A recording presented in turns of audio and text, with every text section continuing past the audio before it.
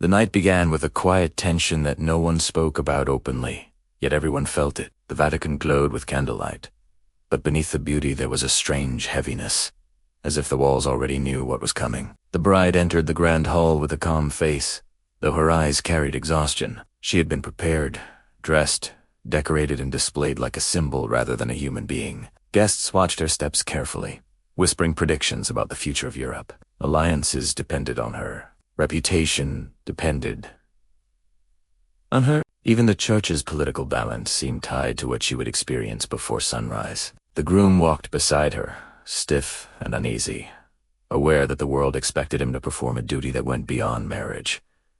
This wasn't romance. This wasn't the start of a new life. It was the beginning of a night measured by results. Everyone smiled for appearances, but in private corners people exchanged looks that admitted the truth. This wedding was not going to be simple. It was going to test both of them, and by morning, whatever happened behind closed doors would either secure a legacy or trigger chaos across the continent. To understand how the night became so dark, you have to look at the political fire burning beneath it. Europe was tangled in competition, suspicion, and pressure. Monarchs arranged marriages like chess moves, and this bride was a piece placed on the board for strategy rather than love.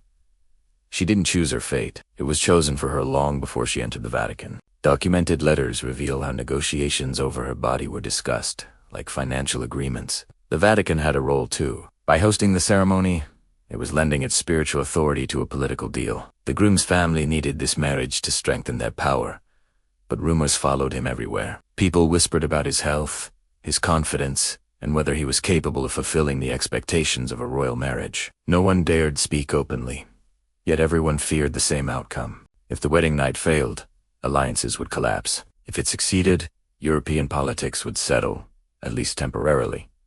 This is why the night was not private. This is why so many men waited just outside the chamber. Everything depended on what happened in that room, and the couple walking toward it knew they were not stepping into intimacy. They were stepping into judgment. The ceremony moved forward with precision. Choirs sang, candles flickered, and rituals unfolded exactly as tradition required. But the bride felt the weight behind every step. She could sense eyes watching her, not with admiration, but with expectation. The groom's hands trembled slightly each time he adjusted his gloves, a small sign of the pressure building inside him. When the vows were completed, applause filled the hall, but it sounded hollow. People weren't cheering a new union. They were cheering the possibility of political stability. Behind the scenes, servants whispered that the chamber had already been prepared for inspection. Fresh linen, symbolic cloth, and ceremonial witnesses were placed on standby. These details were not for romance. They were arranged to confirm the marriage physically, a practice so intrusive that the couple had little room to breathe. While the world saw celebration, the bride felt the energy turning darker with each passing minute. The groom seemed trapped by his own status, forced to move forward whether he was ready or not. The Vatican guards outside treated the moment like a mission.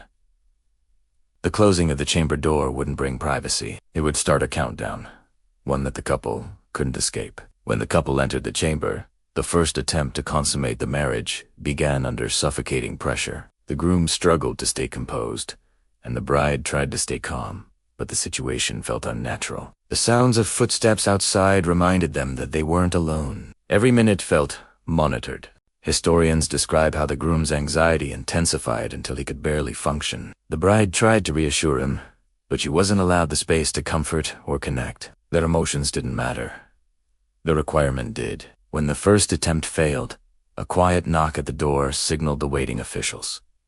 The groom stepped away, embarrassed. The bride lowered her gaze, knowing this was only the beginning. Outside, whispers started to grow. Servants exchanged looks. Advisors began debating what to do if the night continued like this. The groom re-entered the room after being pressured, and the bride braced herself for the second attempt. She didn't have the strength to question or resist. She knew the expectations placed on both of them, and she understood that if they failed, the consequences would follow them like a shadow for the rest of their lives. The second attempt was worse than the first. The groom was physically exhausted and mentally shaken. The bride's discomfort had grown into fear, but she remained silent, accepting her role in a ritual that gave her no choice. Outside the walls, the atmosphere grew tense. Advisors argued quietly. Some insisted on patience. Others demanded immediate measures. They believed the future of Europe depended on what happened in that room. When the second attempt failed, frustration spread among the officials. The groom was escorted out briefly, pushed to gather himself. Some accounts suggest he was mocked. Others say he was encouraged. But either way, he was pressured to return. The bride sat alone during those moments, her pulse racing. She understood that what should have been her first night as a wife was turning into a test of endurance. When the groom came back for the third attempt, he looked drained, but determined. The environment was no longer tender, not even civil. It had become mechanical, desperate, and humiliating. This attempt carried the expectation of success, because failure would not be forgiven by the men waiting outside. The third attempt was the breaking point. The groom struggled through it, while the bride forced herself to remain still. Though her body was giving up, her breathing became shallow, and her skin turned pale. The pressure from outside the chamber turned the atmosphere into something almost unbearable. Every second felt heavy. When the attempt finally ended, the result was still unclear. Witnesses waited for proof, but nothing convincing came. This is when the night crossed from humiliation to tragedy. The bride's health suddenly worsened. Servants noticed her trembling. She struggled to stand. The groom, still overwhelmed, didn't know how to help. Officials rushed in, not out of concern for her comfort, but out of panic over the implications. The political dream tied to this marriage began to fall apart as soon as her body failed. Rumors claim she fainted. Some say she cried. Others describe her as completely silent, as if the night had drained her spirit. Whatever the truth, it was clear she was collapsing, physically and emotionally. The night had demanded too much, and the consequences were no longer avoidable. In the end, the story of that night doesn't fade with time. It lingers because it shows what happens when power becomes more important than people. Inside the Vatican, a wedding meant to unite two dynasties turned into a silent tragedy that neither family could ever undo. The bride, who entered those halls as a symbol of hope, left the world only days later, carrying the weight of expectations no one should ever face. The groom spent the rest of his life trying to outrun the whispers that followed him, and the officials who stood outside that chamber learned that no amount of ceremony can hide the truth forever. When we look back now, we see more than a political failure. We see a moment when humanity was sacrificed for influence. We see how fear, pressure, and secrecy can destroy lives behind closed doors. And we see how a single night, repeated 3 times under watch and eyes, became one of the darkest chapters hidden inside the Vatican's history. This isn't just a tale from the past. It's a reminder that power without compassion always leaves a mark. And sometimes, the deepest wounds are the ones the world never sees.